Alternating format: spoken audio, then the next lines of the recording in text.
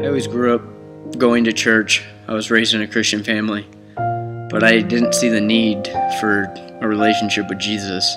As the first 15, 16 years of my life, I was just this church kid who just went to church, went to Sunday school, read the Bible verses, said the right things, did the right things. My dad had a heart attack when I was in 8th grade. I didn't really blame God for the heart attack, but just seeing one person in your life that you think is, like a superhero, laying vulnerable in a hospital bed. My freshman year, I was dating a girl, and all of a sudden, out of the blue, we broke up.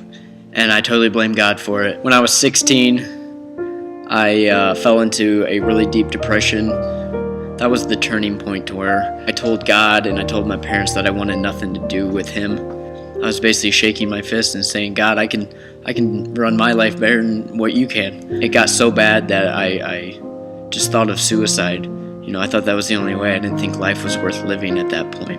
My campus life director, Steve, he reached his hand out to me.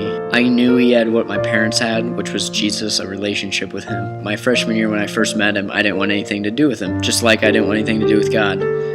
But Steve, through all my trials and hurts, Steve still loved me and showed me that I was valuable. And he showed me that I had a purpose and that I mattered. Heading into my junior year, I went to a campus life retreat called DCLA. I went on this trip because Steve wanted me to go, my sister wanted me to go, and my parents wanted me to go. So I felt obligated, and I was like, well, I'm just going to make them happy. The trip was a week long. We went there. I wasn't going to get anything out of it. That was my whole mindset. I was just going to go because my trip was paid for. Steve had me and some other guys going. This is where my life started to take a turn, and this is where God started to show up. During that time, God got a hold of my heart. I remember the first day just listening to the David Crowder Band as they were performing up on stage. I just started bawling like a little baby. At the same time, it was a presence that I never felt before. And I felt love.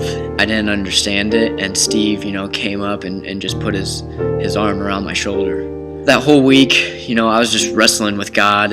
At the end of the week, there was this opportunity to accept Jesus and ask him into your heart and start living for him. And I knew at that point I wanted to, but there was something that was holding me back. God was getting a hold of my heart, and I actually called my girlfriend, and I was like, this Jesus thing, I'm looking into it, and she thought I was just crazy. I finally get home, and 2 days later, me and my girlfriend, we get into this argument. I storm out of her house, get into my truck, started listening to this one song. It was called Come and Listen. Within 30 seconds, I was just bawling my eyes out on the ride home. And I just sat in my truck. I was paralyzed.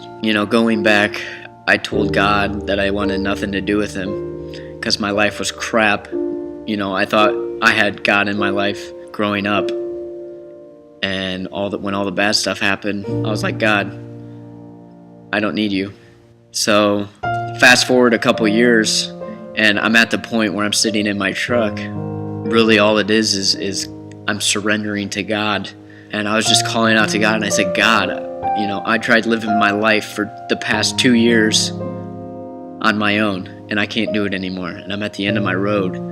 I knew at that point that the only two options were dying or to look into who this man named Jesus is, who Steve told me, if you let him change your life and you choose to follow him, he'll change your life. And at that point in my truck, I was calling out to him, surrendering. I said, God, I can't do this anymore. I thought I knew what I needed and I wanted, but I don't. Come into my life and help me to follow you. There was a weight lifted off my shoulder. I took the next year, my junior year, just finding out who Jesus was, digging into the Word, being immersed in the Word. Going into my senior year, Steve challenged me. He said, how are people going to remember Zach Laby? And that really started to make me think to be remembered by living for Jesus my senior year and living your life out. Because living for Christ, that's eternal. Witnessing for Him, that's going to last. My senior year, that's really where I picked up campus life. I remember inviting my friends to campus life because I knew they would hear about Jesus. They'd hear truth being told into their life. trying so hard to invite as many people as possible. It didn't matter if you were a freshman, didn't matter if you were a junior, sophomore, or senior. I wanted you at Campus Life. I wanted everybody to know who Jesus was and what he could do for their life if they let him. And that's not about cramming the Bible down your throat. That's not about telling people what they are doing right or doing wrong. That's not about judging people. It's about living your life day to day with that person and loving them to Jesus. So I started just inviting my friends to Campus Life every Monday night. I'd have a car full. I would challenge some of my other friends to invite people. Started loving our friends to Jesus. Once I started inviting my friends to Campus Life, I was like, Campus Life isn't enough. Yeah, we're hearing Bible truth, but we can't rely on Campus Life. And that's where I started inviting my friends to church. 15 to 20 people at church. It was cool because it's not anything we do. It's all about God, you know. We can have our own agendas, but none of that matters because it all points back to Jesus.